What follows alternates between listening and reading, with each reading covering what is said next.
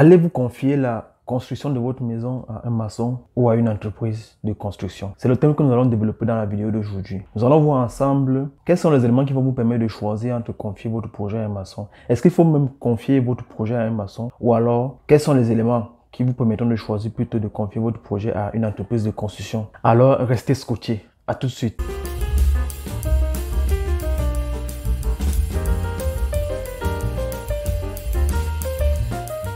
Bonjour et bienvenue dans cette nouvelle vidéo. Je suis Thierry Ebengue, pour ceux qui ne me connaissent pas, je suis entrepreneur et auteur. Alors, dans cette chaîne, nous parlons du monde de la construction des maisons, des bâtiments, en Afrique principalement. Nous partageons des conseils, des astuces qui vous aideront à réaliser efficacement votre projet de construction, même sans connaissances techniques. Alors, cette chaîne est davantage dédiée justement aux personnes qui souhaitent réaliser leur projet de construction, des profanes qui ne connaissent rien dans le monde de la construction, mais qui ne peuvent pas s'engager dans un projet comme celui-là sans minimum d'informations pour pouvoir prendre des décisions tout au long du processus de construction de leur maison. Dans la vidéo d'aujourd'hui, comme je l'ai dit en introduction, nous allons voir ensemble si vous devez confier votre projet de construction à un maçon ou à une entreprise de construction. Quels sont les éléments que vous devez prendre en considération? Est-ce que l'idéal c'est de remettre les clés de votre projet à un maçon directement ou alors de plutôt confier le projet à une entreprise de construction? Nous allons voir ensemble le rôle de tout un chacun. Nous allons voir les limites des deux possibilités, en fait, des deux options qui se présentent à vous. Et surtout, nous allons voir les avantages de confier le projet à un maçon ou alors de confier à une entreprise de construction. Vous devez déjà comprendre qu'à ce stade, on est déjà au niveau de la phase de construction, de mise en œuvre de votre projet. Cela sous-entend que la conception a déjà été réalisée avec succès, c'est-à-dire que vous avez déjà les plans de votre projet de construction. Soit vous avez confié la conception à un architecte, ou alors vous avez confié la conception peut-être à un ingénieur ou à n'importe quel professionnel en fait de la construction, qui est chargé de la conception des projets de bâtiments.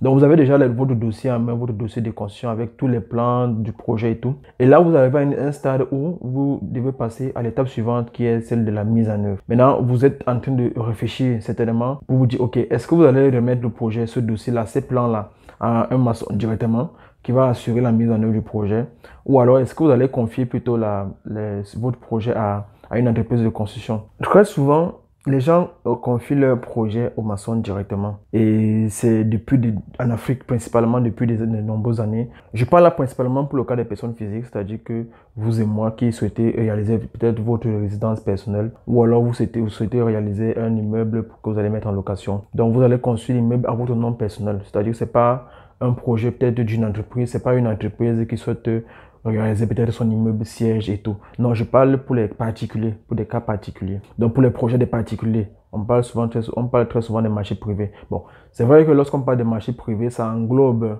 le marché, le secteur des constructions pour les particuliers, le secteur de la construction pour les entreprises. Donc là, on s'adresse principalement pour le cas des personnes physiques qui souhaitent réaliser un projet de construction, que ce soit un projet de construction à titre personnel pour la résidence ou alors un projet de construction pour mettre en location. Ça peut être commercial ou bien pour habitation, qu'importe. Donc, depuis de nombreuses années, les gens ont pris ce réflexe-là lorsqu'ils ont déjà le plan. Pour ceux qui parviennent à faire le plan, parce qu'il y a beaucoup de personnes qui s'engagent à réaliser un projet de construction, ils commencent à chercher le maçon, ils n'ont même pas de plan. Et puis parfois c'est le maçon qui va tracer 2-3 traits là pour sortir le plan de la maison avant d'engager les travaux. Ça se fait même encore jusqu'aujourd'hui. Et donc, d'autres personnes vont par contre commencer à faire des plans, vont aller voir peut-être un architecte ou vont voir un ingénieur qui va concevoir des plans. Et par la suite, avec ces plans-là, ils vont se dire, ok, avec les plans, ils ont au moins fait l'effort d'aller voir un architecte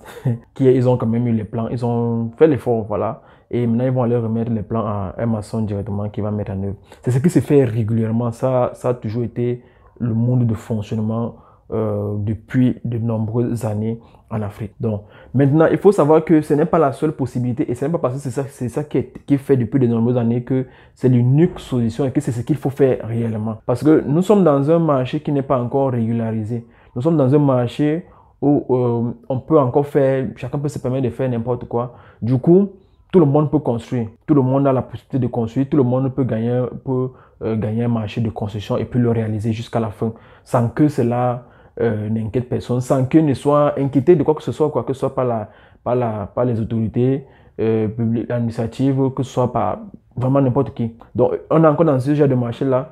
Il y a très peu de pays en Afrique, en fait, qui ont réglementé, en fait, le marché de la construction de telle manière que pour pouvoir construire, il faut avoir peut-être un agrément pour être constructeur. Donc, en Afrique encore, tout le monde peut construire. C'est-à-dire que vous pouvez être même commerçant. Vous pouvez être commerçant, vous vendez au marché. Et puis, quelqu'un vous voit, vous dit, OK, je cherche quelqu'un qui pour réaliser mon projet de construction. Et puis, vous dites non, je peux le faire. Et la personne vous confie son projet de construction. Et puis, vous réalisez le projet jusqu'à la fin. C'était bon. Bien sûr, vous allez peut-être recruter des techniciens, des ouvriers pour réaliser ce projet-là. Mais c'est encore possible de le faire. Donc, on n'est pas encore dans un marché où, pour se définir comme constructeur, il faut respecter un canevas, il faut avoir des autorisations. Non, aujourd'hui, il n'y a pas d'autorisation pour être constructeur. Vraiment, pour la plupart des pays, surtout en Afrique subsaharienne, je parle principalement du cas du Cameroun, aucune autorisation pour être constructeur. Tout le monde peut être constructeur. Vraiment, tout le monde. Vous pouvez même être taximan et puis du jour au lendemain, vous devenez constructeur. Vous commencez à gagner des marchés et tout. Vous pouvez vraiment être là, vous avez peut-être un bac scientifique et puis vous commencez à chercher le travail. Ou alors vous avez peut-être fait vous êtes allé à l'université, vous avez une formation généraliste de manière générale, et puis compte tenu du fait que vous ne parvenez pas à trouver un emploi, vous formez dans l'OTA, peut-être en maçonnerie, et en peut-être 2 ou 3 ans, 4 ans, vous commencez à gagner vos propres marchés, vous devenez constructeur, sans agrément, sans autorisation quelconque. Avec tout ce que cela implique comme conséquence plus tard, au cas où le travail n'est pas bien fait. Donc, c'est pour vous permettre de comprendre le marché de la construction en Afrique actuellement et vous faire comprendre que avec cette latitude-là, avec ce qu'on appelle la tolérance administrative qui a été mise en place depuis de nombreuses années, aujourd'hui, on trouve normal en fait de confier directement son projet de construction à un maçon. En fait, il y a des gens qui se disent même que c'est la seule solution en fait, qui ne savent pas qu'il y a d'autres possibilités. Il y a des personnes qui savent que lorsqu'elles veulent se construire, directement, il faut chercher un maçon. C'est devenu un réflexe, même pour des personnes qui sont allées à l'étranger, qui ont vu comment ça se passe à l'étranger, en Occident par exemple. Lorsqu'elles rentrent en Afrique, c'est le même état d'esprit. En fait, lorsqu'elles sont en Europe, elles voient ce qui se passe là-bas. C'est un peu comme si ça ne les concernait pas, ça ne concernait pas l'Afrique, comme si les normes de construction en Afrique et puis en Occident, voilà, c'est différent. Mais pourtant, c'est les mêmes normes qui sont appliquées. Mais sauf que on est encore dans la tolérance administrative en Afrique sur plein de domaines et notamment le domaine de la construction. Ce qui fait en sorte que tout le monde, comme je l'ai dit, tout le monde peut se lever et commencer à construire des maisons. Sans autorisation. On n'a pas besoin d'avoir une autorisation. Donc, il y a donc ces personnes-là qui résident, peut-être c'est votre cas, qui résident à l'étranger, qui sont au Canada, aux États-Unis, en Allemagne et dans tous les pays en Occident, et qui vont avoir un projet de construction. Directement, ils vont vous contacter. Moi, j'ai été contacté comme ça plusieurs fois. Quelqu'un vous contacte et dit, OK, je veux lancer ma maison et que voilà, je veux un devis et tout, je veux que vous lancez la construction de ma maison. Et pourtant, il y a une démarche. Lorsque vous expliquez que non, voilà comment ça se passe et tout, la personne dit que non, je cherche un technicien. Moi, on dit que vous êtes un bon technicien. Non, je ne suis pas un technicien, je suis un entrepreneur. Je suis un chef d'entreprise. Donc, la personne cherche, et puis la personne s'en va comme ça parce qu'elle cherche un technicien. La personne dit que non, est-ce que pour construire ma maison, est-ce que j'ai besoin d'une entreprise pour construire ma maison? Alors que la personne se dit que non, uniquement avec un maçon. Ok, peut-être elle va prendre un maçon, après, voilà, elle va facilement gérer, peut-être ça sera moins coûteux. Donc, on va revenir vraiment en profondeur sur les éléments qui permettent de différencier, qui vont permettre de choisir entre un maçon ou une entreprise. Mais déjà, il faudrait savoir que sur le plan de la norme, lorsque vous voulez lancer un projet de construction, il y a un schéma, il y a un processus, il y a des personnes qui sont chargées de la conception. Si vous regardez la première vidéo de cette chaîne, on a bien défini en fait le rôle de tous les intervenants dans le projet, dans le processus de construction. Et je vais encore le rappeler dans cette vidéo. Il y a un processus qui est là, il y a des personnes qui doivent intervenir, il y a des personnes qui ont été formées dans chaque domaine, dans chaque étape. C'est-à-dire qu'au niveau de la conception, les personnes habilitées sont les architectes. Ce sont les architectes qui sont habilités à concevoir votre projet de construction. Elles vont concevoir le projet de construction. À l'étape suivante, il y a les ingénieurs qui vont intervenir pour l'étude structurale de votre projet, pour se rassurer que ce qui a été conçu par l'architecte peut être réalisé et comment ça doit être réalisé. C'est-à-dire que lorsque l'architecte va finir de concevoir, l'architecte se base principalement sur la beauté, sur l'art. Maintenant, c'est l'ingénieur qui va définir tous les éléments qui vont permettre à ce que le bâtiment puisse être réalisé tel que cela a été conçu par l'architecte. Parce que si l'ingénieur n'intervient pas, ce que l'architecte a fait, on peut considérer ça comme une coque vide. Maintenant, si l'architecte, l'ingénieur n'intervient pas pour définir la structure porteuse qui va permettre à ce que l'ouvrage reste debout, ça ne peut pas se faire. Maintenant, après ça, on va passer à la phase de réalisation. À la phase de réalisation, c'est l'entreprise de construction qui va intervenir avec toute l'équipe, avec tout ce qui va avec les ouvriers et tout le reste. Il y a également d'autres ingénieurs là-bas qui vont s'assurer que le travail est réalisé tel qu'il a été conçu. Même dans l'entreprise de construction, il y a également des ingénieurs. Il n'y a pas d'entreprise de construction sans ingénieurs. Parce que uniquement si vous prenez un projet et vous confiez uniquement aux ouvriers, déjà il y aura des problèmes pour comprendre la vision du projet. Parce qu'il faut, le projet ne se réalise pas, comment dire, c'est vrai qu'il y a des étapes de réalisation. On va dire, ok, il y a l'implantation, il y a la fondation, il y a les élévations, après il y a le plancher, peut-être la dalle, et puis tout le reste, il y a les étapes, c'est vrai. Mais chaque étape doit être réalisée en fonction de la vision globale du projet. Et c'est pas tout le monde qui a la capacité de comprendre la vision globale du projet.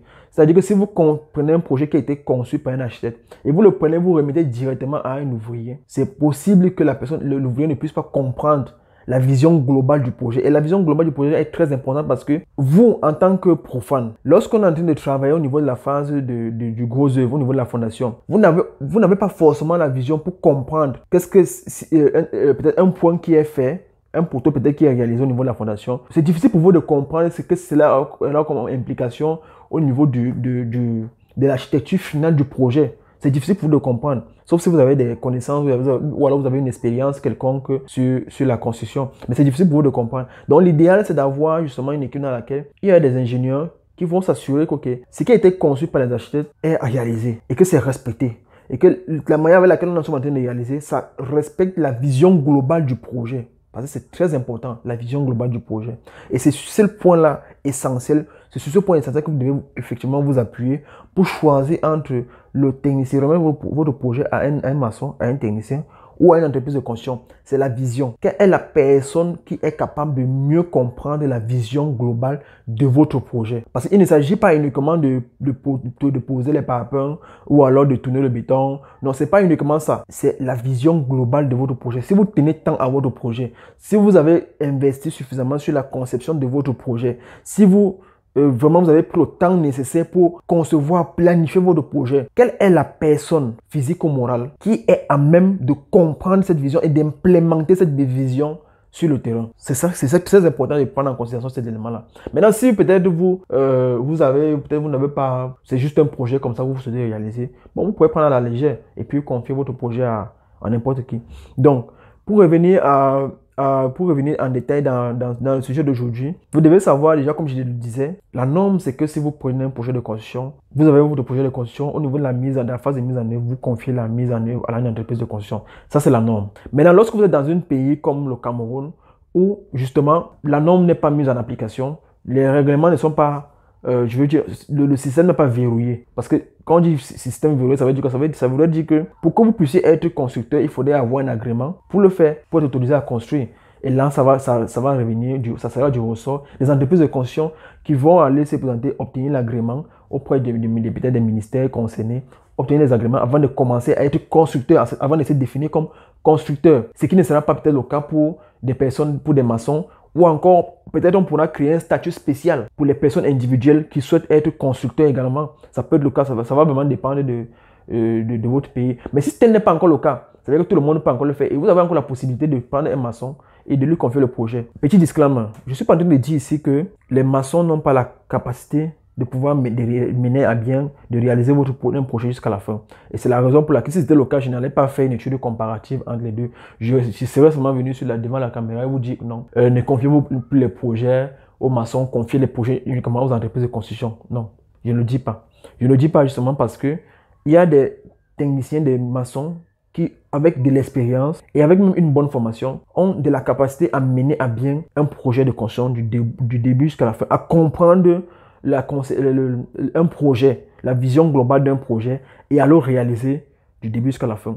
Et là, ils ne sont plus uniquement le maçon. Et c'est pour ça que je vous déconseille, au lieu de, par exemple de chercher des maçons à qui vous allez confier votre projet, cherchez par exemple un chef chantier. Voilà, ça veut dire que vous cherchez une personne qui a déjà eu à gagner un marché, qui a eu à gérer des marchés, peut-être pour le compte des entreprises et qui a décidé de se lancer à son propre compte. Ça, voilà des personnes que vous pouvez chercher. Une personne, un technicien, un maçon qui a eu à travailler dans les entreprises. Peut-être après, il a gravé les échelons sur les entreprises là. Il est devenu peut-être chef chantier. Il a eu à gérer des chantiers. Et maintenant, peut-être par la suite, par concours de circonstances, soit il a démissionné, soit les projets il y avait plus de projets, on l'a licencié peut-être, il a décidé de se lancer à son propre compte, il a commencé à chercher ses propres marchés. Une personne comme celle-là, vous pouvez lui confier votre projet parce qu'il y a quand même une expérience, elle a quand même une expérience et avec les informations, si vous êtes, si ce que la personne vous dit est avéré, vous avez au moins la garantie que non, c'est pas sur votre projet qu'elle va venir faire, qu'elle va venir commencer en fait qu'elle va amorcer sa carrière. Donc c'est un peu ça. Donc c'est important que vous puissiez faire vraiment une différence entre les personnes, des techniciens qui sont juste techniciens comme ça, qui n'ont jamais eu à gérer un chantier, et des techniciens qui ont déjà quand même travaillé, qui ont une expérience technique déjà et qui ont une expérience sur le plan de la gestion, une expérience managériale. Parce que c'est ça en fait. Un projet de construction, ce n'est pas uniquement la technique. Ce n'est pas que la technique. Un projet de construction implique tellement de domaines. Sur le plan logistique, sur le plan managérial, vraiment sur le plan même financier même. Parce que peut-être vous allez chercher un maçon, vous allez lui confier votre projet et il devra tout gérer. Peut-être vous n'êtes pas au pays, vous confiez votre projet à un maçon, c'est lui qui devra gérer les approvisionnements, c'est la logistique. Celui qui devra gérer les finances du projet, voilà. C'est lui qui devra gérer l'aspect technique du projet. Donc ça a énormément d'implications. Donc du coup, avant de prendre votre projet, confiez comme ça à un maçon juste parce que vous avez vu, il a fait un beau travail. Ça ne suffit pas. Ça ne suffit pas de faire un beau travail. Ça ne suffit pas de voir la réalisation d'une personne, une belle maison que la personne a réalisée. Mais qu'est-ce qui s'est passé autour? Est-ce que la personne a des capacités à pouvoir gérer efficacement le projet sur le plan managérial, sur le plan logistique, sur le plan de... vraiment sur tous les aspects qui concernent votre projet, la mise en œuvre d'un projet de construction. Ou alors, est-ce que vous allez confier le projet à la personne et vous allez, comme on dit souvent, donner la chèvre et arrêter la corde par derrière. Vous allez tenir la corde par derrière, vous allez garder le contrôle et de telle manière que vous êtes sûr que peut-être que la personne va uniquement se concentrer sur les aspects techniques. Ça, c'est aussi une autre possibilité. Là, voilà. Mais là, vous allez uniquement vous contenter, avant de choisir votre technicien, vous allez vous contenter principalement de ces expériences sur le plan technique. Ceci étant dit, le principal avantage qu'il y a à confier votre projet de construction, la phase de mise en œuvre bien sûr, à un maçon, c'est au niveau du coût. Parce que cela va vous revenir moins cher. Ça va vous revenir moins cher contrairement à si vous confiez votre projet à une entreprise de construction. Il y a aucune, vraiment, c'est le point, il y a aucun doute là-dessus. Il y a aucun doute là-dessus. Si vous confiez votre projet de construction à un maçon et que vous négociez bien, parce que un maçon peut vous faire un devis comme c'était une entreprise. C'est-à-dire un maçon peut vous faire un devis au même coût qu'une entreprise. Donc, si vous négociez bien avec le maçon, cela va vous revenir moins cher, contrairement à si vous confiez votre projet de construction à une entreprise. Vraiment, pour moi, c'est le point majeur qui va vous permettre d'économiser dans votre projet. Lorsque je parle de moins cher, je parle vraiment, c'est au niveau de la main-d'œuvre. Parce qu'il n'y a pas de charges, il n'y a pas des autres charges, les charges fixes et autres. Contrairement à une entreprise, lorsque vous confiez la mise en œuvre de votre projet à une entreprise, il y a des charges qui doivent être inclus. De nombreuses charges, le loyer, l'entreprise a peut-être des bureaux, ils doivent payer les factures d'électricité et tout. Cela est inclus forcément dans votre projet. Ce sont les frais généraux qui sont inclus dans votre projet. Il y a les frais généraux, il y a les frais de chantier, il y a beaucoup plus d'implications en fait, beaucoup plus d'éléments qui vont être pris en considération lorsqu'ils vont élaborer le devis pour votre projet de construction. Bon, maintenant, il y a des entreprises qui vont modérer en fait ces charges-là en fonction du type de projet. Elles vont peut-être des entreprises, lorsqu'il s'agit des petits projets, ces entreprises ne vont pas inclure ces différentes charges-là à l'intérieur. Mais elles vont plutôt inclure ça sur les grands projets. Donc, ça fait en sorte que ça leur permet de concurrencer en fait les autres entreprises ou alors les autres prestataires au niveau des petits projets pour ne pas se retrouver en train de perdre ces marchés-là. Donc, il y a cet élément-là. Le deuxième élément de différenciation entre le maçon et puis l'entreprise de construction, c'est qu'avec le maçon, vous savez plus ou moins à qui vous confiez votre projet. Généralement, vous savez à qui vous confiez votre projet. Vous avez beaucoup plus, si vous avez fait un bon choix, si vous avez suivi le processus peut-être avant de choisir avant de choisir votre maçon, vous savez à qui vous avez affaire. Soit vous connaissez à qui vous confiez votre projet de construction, soit la personne qui vous a recommandé cette personne connaît et vous faites confiance à la personne et cette personne connaît le maçon en question. Ce qui fait en sorte que ça vous donne beaucoup plus de tranquillité. Encore que, il est d'arriver plusieurs situations dans lesquelles on a confié un projet à quelqu'un qu'on connaissait, à un technicien qu'on connaissait, et puis ça s'est mal passé. Donc, ce n'est pas vraiment une garantie. Mais là, au moins, vous savez quand même à qui vous confiez. Contrairement aux entreprises où, généralement, vous ne savez même pas qui va construire. Vous ne savez pas quel maçon sera utilisé. C'est lorsque peut-être les travaux commencent que vous découvrez les différents techniciens et tout. Mais vous connaissez juste le nom de l'entreprise. Vous vous rapprochez de l'entreprise. Peut-être que vous pouvez connaître le directeur de l'entreprise, le promoteur de l'entreprise. Et vous passez peut-être par lui. Mais généralement, vous ne savez pas qui va travailler. Vous avez très peu d'informations en fait sur l'équipe qui va mettre en œuvre le projet. Donc, c'est la différence qu'il y a entre les deux.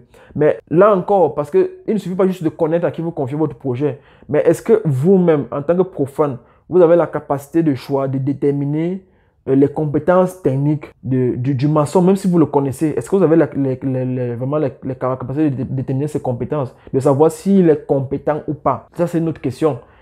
Sur quoi est-ce que vous vous basez pour lui confier le projet? Est-ce que vous vous basez uniquement sur la confiance, sur le fait que c'est un ami qui vous l'a confié, qui vous l'a recommandé, ou alors c'est, je sais pas, quelqu'un de la famille et plus, ou alors parce que c'est un membre de la famille, c'est pour ça que vous lui confiez le projet? Parce que c'est ça aussi le problème. C'est que la plupart du temps en Afrique, on confie les projets uniquement sur la base émotionnelle, sur une base émotionnelle et non sur une base rationnelle. C'est-à-dire qu'on n'a pas un élément qui permet de calibrer, voilà, qui nous permet de savoir est-ce que cette personne-ci est adaptée pour le projet ou pas. La plupart du temps, il n'y a pas ces informations, on n'a pas ces informations-là.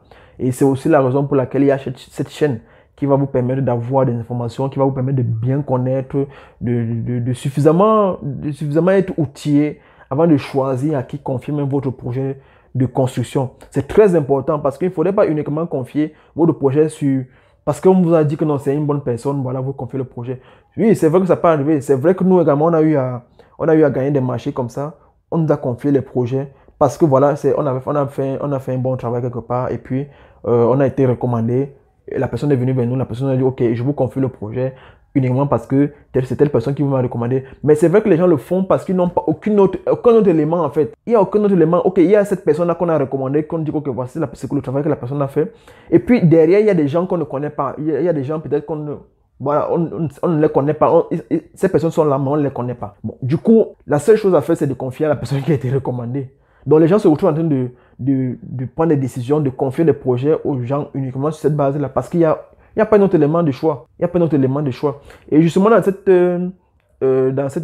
élan-là, actuellement, ils sont en train de préparer une formation qui va vous permettre de travailler, qui va vous permettre d'avoir des éléments vraiment concrets qui vous aideront à prendre une décision rationnelle. C'est-à-dire que lorsque vous allez prendre la décision que voici, je confie mon projet à telle personne, ça sera vraiment parce que vous aurez pris le temps d'analyser tel point par point, avant de lui confier votre projet. Ça ne sera pas uniquement sur une base émotionnelle parce que voilà, on vous a dit que c'est une personne qui travaille bien. Non, ça sera sur une base vraiment rationnelle. Actuellement, nous sommes en train de travailler là-dessus. Et puis lorsque ça sera disponible, on partagera cela avec vous.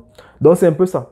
Donc il y a donc ces deux points-là, comme je vous l'ai dit, des différenciations. Vraiment, il peut y avoir peut-être d'autres points, mais les points importants, il y a le fait que lorsque vous confiez votre projet, comme j'ai dit, à un maçon, ça va vous revenir moins cher. Si vous négociez bien, ça vous revient moins cher. Contrairement à si vous confiez à une entreprise. Et il y a aussi le fait que si vous confiez, lorsque vous allez confier votre projet à un maçon, vous connaissez plus ou moins la personne. Voilà, il y a ce petit contact-là. Et c'est plus facile de communiquer avec la personne parce que c'est une personne comme vous. C'est plus facile pour vous de causer avec la personne, de manager, de bien gérer le projet. Ça, c'est l'avantage qu'il y a avec le maçon. Maintenant, si vous confiez le projet à un technicien, l'avantage qu'il y a avec l'entreprise, pour moi, avec l'entreprise de construction, autant pour moi, l'entreprise de construction vous offre beaucoup plus de garanties dans la mesure où l'entreprise contrôle beaucoup plus le risque. C'est-à-dire quoi? Lorsque l'entreprise gagne un marché, il y a ce souci d'image qui est très important. Contrairement à une personne physique, le souci d'image qui est très important, qui fait en sorte que lorsque l'entreprise gagne un marché, elle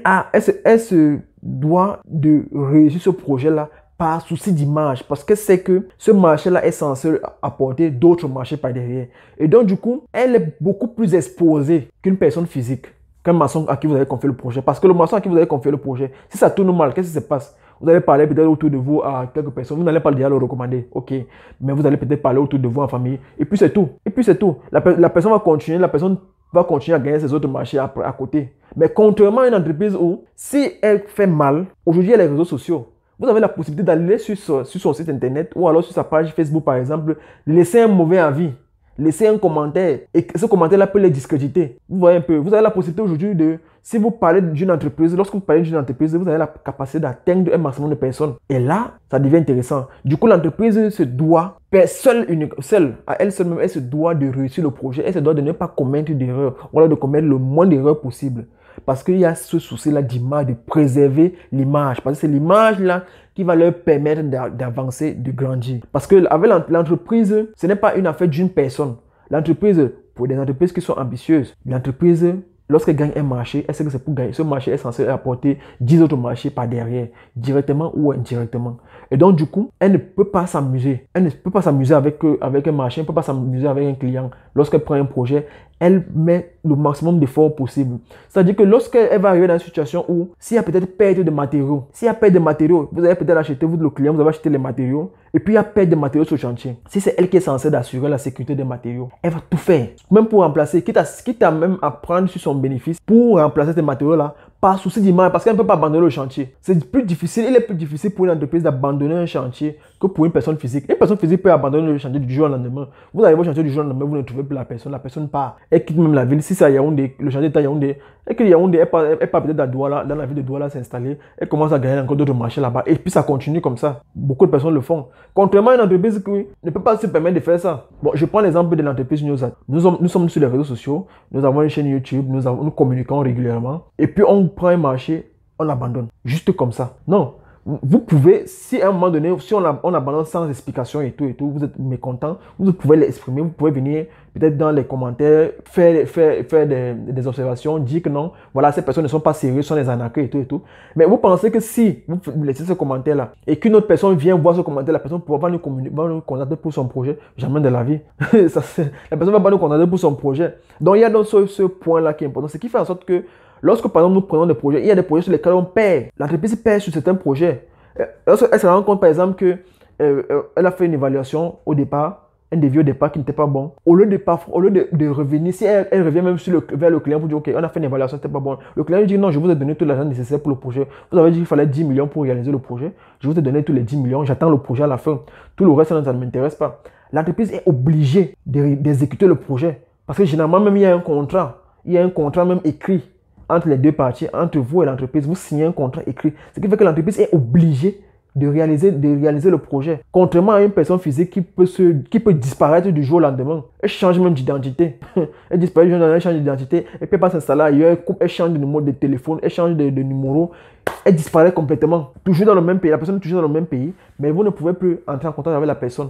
Il y a donc ce point-là qui est essentiel et que vous devez prendre en considération. Parce qu'il ne faut pas uniquement regarder le coût. Il ne faut pas uniquement voir que non, vous allez gagner, vous allez peut-être économiser. Non, il faut regarder sur le plan si ça se passe mal. Parce que c'est l'erreur qu'on commet généralement. Lorsqu'on commence un projet, on est idéaliste, on a l'impression que tout va bien se passer. Mais non, les choses ne se passent pas toujours comme on pense, comme on prévoit. Il peut y arriver qu'il y ait des soucis en route. Mais s'il y a des soucis en route, comment ça va se passer? C'est en ça que vous devez réfléchir. Est-ce que vous avez des garanties que la personne à qui vous confiez le projet, le maçon à qui vous confiez le projet, le technicien à qui vous confiez le projet, sera toujours là s'il y a des soucis demain? Est-ce qu'il ne va pas fuir? Qu'est-ce qui va l'obliger à rester? Est-ce que il y a les éléments sur lesquels vous pouvez, au cas où peut-être vous l'appelez et vous ne parvenez plus à entrer en contact avec lui? Est-ce qu'il y a des éléments sur lesquels vous pouvez vous appuyer, les personnes sur lesquelles vous pouvez vous appuyer pour pouvoir mettre la main sur lui? C'est ça qu'il faut regarder. Donc, avec l'entreprise, vous avez plus de garanties parce que vous allez déjà d'abord signer un contrat écrit, premièrement. Si vous le souhaitez, vous signez un contrat. Et même si vous n'avez même pas signé un contrat, lorsque vous commencez à faire des transactions financières, même seulement les reçus de paiement, les reçus et tout le reste là, ça peut faire office. S'il y a un litige plus tard, ça peut aider. Il y a eu transaction financière avec peut-être des preuves des reçus des paiements et tout. Vous avez, ou qui me démontrent que, ou avec les virements, les reçus des virements par exemple, qui démontrent que okay, vous avez envoyé l'argent pour telle raison, pour tel objet. L'objet est précisé. Et maintenant, on regarde, on voit que le travail n'a pas été fait ou bien il y a eu tel problème. Non. Là, vous mettez la main sur l'entreprise et puis le reste va se jouer. Donc, il y a ce point-là. Et le deuxième point également, et ça entre vraiment dans le même cadre avec l'entreprise, c'est que lorsque vous confiez un projet à une entreprise, l'avantage que vous avez, c'est que si l'entreprise commence avec une équipe, bien sûr, l'entreprise, lorsque vous allez contacter l'entreprise, ils vont former une équipe, peut-être une équipe de 5 personnes, de 5 ouvriers qui vont aller travailler sur votre projet. S'il y a un coup de route, peut-être les 16 ouvriers-là, peut-être s'en vont, ou bien un ou deux ouvriers s'en vont, l'entreprise est obligée de chercher d'autres ouvriers. Ce qui fait que ça vous fait moins de stress. Vous n'avez pas à réfléchir pour dire que non, vraiment, mon technicien est parti, j'ai un technicien qui est parti, non, il faut que je cherche un autre technicien. Non. Vous êtes tranquille chez vous, vous n'avez même pas de stress. Peut-être vous ne serez même pas au courant qu'il y a un technicien qui est parti. Peut-être vous allez seulement arriver au chantier, vous vous rendre compte que non, il y a un ou deux nouveaux techniciens qui sont sur votre projet. Vous allez poser la question pourquoi, on vous dit que non, peut-être tel n'est pas là, il n'est pas disponible, ou bien il est parti, il allait travailler ailleurs. Voilà. Et vous n'avez aucun stress. Vous n'imaginez même pas que le stress que ça fait. Lorsqu'un technicien commence à travailler, vous arrivez à un chantier du jour au lendemain, vous ne voyez personne dans votre chantier. Ou bien vous ne trouvez pas la personne. Parce que les techniciens sont partis. Beaucoup de personnes le vivent. Et c'est ça qui crée énormément de stress lors de la construction. Ça crée énormément de stress parce que moi, je vois des personnes qui engagent un projet de construction et puis c'est la personne qui gère les ouvriers. Vous gérez les ouvriers. Est-ce que vous avez la force mentale pour gérer les ouvriers en Afrique? C'est ça, ce sont les questions qu'il faut vous poser. Il faut une force mentale que vous n'avez même pas idée pour gérer les ouvriers sur les chantiers. Parce qu'ils sont capables de tout. Même nous-mêmes qui les gérons au quotidien, on n'est pas à l'abri des surprises. Il faut une force mentale parce que du jour au lendemain, il vous appelle, il vous dit que non, il n'est plus là. Il ne vous appelle même pas. Vous arrivez au chantier, vous vous rendez compte qu'il n'est pas là. Vous appelez, le mot ne passe pas. 2 ou 3 jours, il ne vient plus au travail.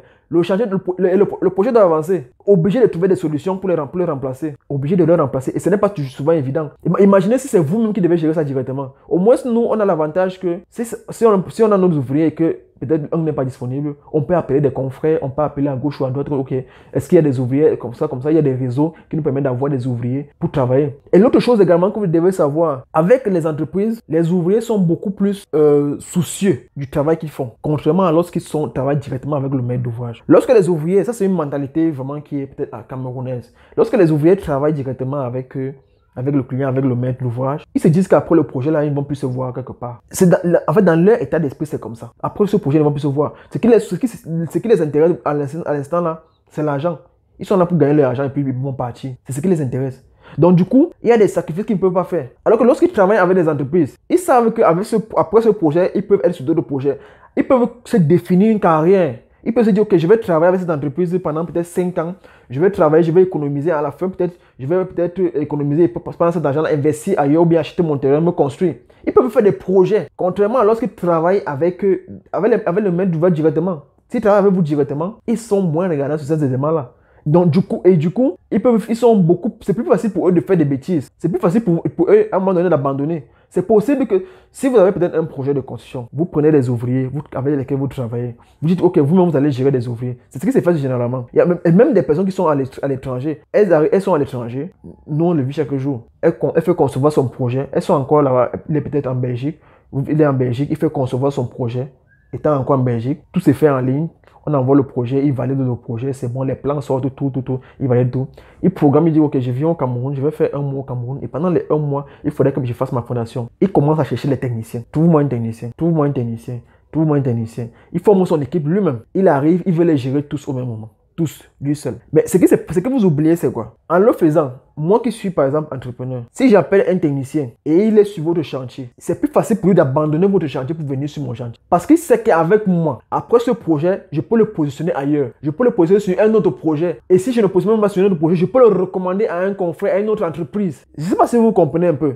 Alors que lorsqu'il travaille avec vous, vous n'allez pas le recommander. Peut-être à la fin du projet que vous allez le recommander ailleurs. Peut-être à la fin du projet que vous allez le recommander ailleurs. Et même si vous le recommandez, même vous n'avez pas déjà la capacité de pouvoir déterminer ses compétences techniques. Contrairement à moi qui peux déterminer ses compétences techniques, si j'appelle un confrère, je lui dis ok, voici un technicien qui est vraiment bon, il est comme ça, il travaille bien. Au niveau du coffrage, il coffre comme ça, il est bon. Au niveau du ferrage, il est moins bon. Au niveau des maçonneries, des élévations, il est moyen. Et je l'envoie quelque part. C'est plus facile qu'on puisse le prendre pour un travail. Donc du coup, il va préférer travailler avec moi dans mon entreprise. Parce que c'est que soit l'entreprise va continuer, va gagner, aura plus de marché. Ce qui fait que si un projet fini, on peut l'envoyer sur un autre projet et ainsi de suite. Ou alors s'il n'y a pas de projet, on peut l'envoyer ailleurs. Il a beaucoup plus à gagner en travaillant avec une entreprise qu'en travaillant seul, qu'en travaillant dans votre chantier. Sauf si c'est lui qui a gagné le marché. Et surtout que la plupart du temps, lorsque vous travaillez, les maîtres d'ouvrage travaillent avec les prestataires, les maîtres d'ouvrage ont cette tendance à investir plus dans les matériaux, dans le matériel, que sur la main-d'œuvre. Il y a cette tendance-là, c'est-à-dire que c'est récurrent. Lorsqu'il faut payer les matériaux, non. À l'instant là, lorsqu'on passe la commande, les matériaux sortent. Mais lorsqu'on arrive au moment de payer la main-d'œuvre, c'est la bagarre commence. Ça implique même souvent parfois les vols sur les chantiers et tout. Bref, ce n'est pas le sujet d'aujourd'hui. Donc, c'est globalement ces éléments-là, en tout cas je l'espère, qui vont vous aider à choisir entre confier votre projet à un maçon ou à des maçons. Parce que, comme je l'ai dit, vous pouvez soit confier votre projet à un maçon et puis lui va gérer tout le reste, il va recruter d'autres maçons, d'autres techniciens et tout le reste, ils vont travailler. Ou alors vous pouvez essayer de former l'équipe comme certains vous le font souvent. Et là, c'est même encore le pire. Vraiment, je ne vous recommande pas. Autant mieux prendre un technicien, un seul technicien, vous lui confiez le projet et il gère tout le reste. Gérez les équipes, gérez les ouvriers. Si vous connaissez des personnes qui ont déjà eu à le faire, que ces personnes-là partagent leur expérience avec vous. Et vous verrez ce que ça fait. Et même si vous avez eu à vivre une mauvaise expérience par rapport à ça, vous avez vu, même si l'expérience était positive, partagez cela en commentaire et dites aux autres pour que nous tous on puisse comprendre. Peut-être ça s'est bien passé avec vous, mais c'est tellement difficile. Même nous qui sommes dans la profession, j'ai plus de 10 ans d'expérience dans la construction, ce n'est pas évident de gérer les ouvriers. C'est-à-dire qu'à tout moment, du jour au lendemain, un ouvrier peut vous lâcher. Et lorsqu'on travaille, on vit toujours dans cet état d'esprit-là. À tout moment, un ouvrier peut nous lâcher. On peut être là, on peut être là en train de courir derrière les délais pour livrer un chantier. Et puis, il trouve mieux ailleurs, il s'en va. Les ouvriers se sentent confiance. Donc, avant de vous engager à confier, à gérer, à traiter directement avec les ouvriers, vous devez avoir ce point-là en tête. Il faut choisir la solution qui vous donne plus de garanties. Il faut choisir la solution qui vous donne moins de travail possible, qui vous donne moins de stress, je dirais. Oui, le moins de stress possible. Parce que le stress à la conscience, ça existe. Même si vous prenez quelques décisions, même si vous fonctionnez avec les entreprises, à un moment ou à un autre, il y aura du stress. Mais choisissez la solution qui vous donne le moins de stress possible. Et la solution que moi, je vous recommande, c'est de travailler avec une entreprise. Bon, je ne peux pas vous recommander autre chose que ça. Donc, c'est de travailler avec une entreprise. Avec tous les éléments que je vous ai donnés là, je pense que vous avez mieux compris les avantages qu'il y a à travailler avec une entreprise. Bien sûr qu'il y a également des avantages à travailler directement avec des ouvriers et des maçons. Mais il faut pas uniquement regarder les avantages là. Les avantages là-bas, c'est quoi? C'est principalement, au niveau du coût. C'est au niveau du coût. Les gens confient leur projet aux maçons techniciens. C'est uniquement parce que c'est moins cher. Bon, ou alors parce qu'ils se disent que c'est moins cher. Parce que parfois ça revient cher même. Parce que lorsque vous confiez le projet à un maçon, ça se passe mal. Mais vous allez faire quoi? En dehors de le chasser. Bon, ok, s'il a volé l'argent, vous pouvez porter plainte et tout. Mais s'il a mal fait le travail, vous ne pouvez rien faire. Vous ne pouvez rien faire. Sauf si peut-être il y a eu effondrement, sauf si c'est un cas grave et tout. Mais la plupart du temps, vous n'allez rien faire. Vous allez le laisser. Pire même encore si c'est un membre de votre famille. Vous allez envoyer votre frère en prison. Toute la famille va vous regarder que mais tu envoies ton frère en prison à cause de l'argent. Vous êtes encore obligé de tout abandonner encore. Donc du coup, il faut prendre en compte ces éléments-là. Contrairement à l'entreprise où vous confiez le projet, l'entreprise a l'obligation de réussir. Parce que la suivi de l'entreprise dépend de la réussite de chaque projet. Retenez bien cela. La suivi d'une entreprise dépend de la réussite de chaque projet. Dès que vous avez pris en compte ce paramètre-là, vous n'avez qu'à rechercher une entreprise sérieuse. Une entreprise qui a une bonne expérience, qui a des bonnes réalisations et tout. On verra plus tard comment choisir une entreprise, mais ce n'est pas le sujet de la vidéo d'aujourd'hui. Donc c'est important et c'est capital que vous regardez les avantages et vous regardez également les limites. Ne regardez pas uniquement les avantages, parce que pour moi, le seul avantage qui existe à confier un projet à un maçon, c'est le coût uniquement. Et encore que, parfois, ça peut vous revenir cher parce que, voilà, il va mal faire le travail. Vous êtes obligé de prendre encore une autre équipe pour venir continuer. Peut-être vous allez vous demander de payer la main de vous deux. Peut-être seulement parce que vous n'avez pas voulu ajouter peut-être 300 000 sur une main d'œuvre pour confier ça à une entreprise ou 500 000 pour confier ça à une entreprise. Vous avez votre train de payer le double, même le triple. Si ce n'est pas que la maison va tomber peut-être à un moment ou à un autre. Donc, c'est les éléments qu'il faut véritablement prendre en considération. En tout cas, j'espère que cette vidéo vous a permis de bien comprendre ou alors de mieux comprendre cette thématique, cette problématique-là et que cela vous aidera à prendre de meilleures décisions parce que c'est le but de cette chaîne. Vous aider à prendre de meilleures décisions. Vous donner des informations qui vont vous permettre de prendre les meilleures décisions. Parce que comme je l'ai toujours dit, c'est vous qui prenez les décisions pour votre projet. Toutes les décisions sont prises, en tout cas les décisions les plus importantes pour votre projet, c'est vous qui les prenez, vous le maître d'ouvrage. C'est vous qui choisissez l'architecte pour votre projet. C'est vous qui choisissez les ingénieurs pour votre projet. C'est votre projet. Donc vous ne pouvez pas prendre des décisions si vous n'avez pas de bonnes informations.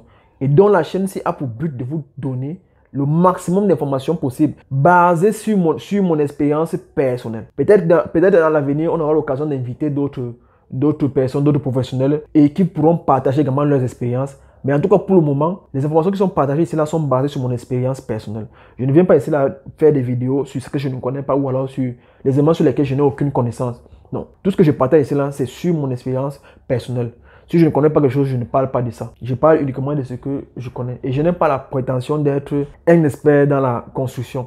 Mais le peu que je connais, je pense que ça peut vous aider ou alors ça peut aider de nombreuses personnes à ne pas tomber le piège, à ne pas se faire arnaquer lorsqu'elles vont engager leur projet de construction. Alors sur ce, si cette vidéo vous a plu, si les informations que nous avons partagées ici là vous ont aidé, ou alors pourront vous aider, n'hésitez pas à liker. C'est vraiment gratuit. Partagez la vidéo autour de vous et surtout abonnez-vous si ce n'est pas encore fait pour que la chaîne puisse grandir et que de nombreuses autres personnes qui sont peut-être dans votre situation puissent apprendre comme vous avez appris. Ne prenez pas ces informations-là et vous les gardez uniquement pour vous. Moi, je partage cela gratuitement avec vous. Pourquoi est-ce que vous devez bloquer ça à votre niveau? Partagez, abonnez-vous pour que la chaîne puisse grandir et que d'autres personnes puissent voir les vidéos qui sont partagés autour de cette chaîne. Actuellement, je suis en train de préparer une formation gratuite que je vais partager avec vous. Une formation qui est axée sur la planification de projet, sur comment vous, en tant que maître d'ouvrage, vous pouvez planifier votre projet de construction sur le plan financier et sur le plan même des besoins. Cela va énormément vous aider dans votre projet de construction parce que tout projet de construction, même si vous résidez en Afrique ou hors de l'Afrique, est basé premièrement sur la planification. Sur ce, je vous donne rendez-vous dans une prochaine vidéo. Ciao!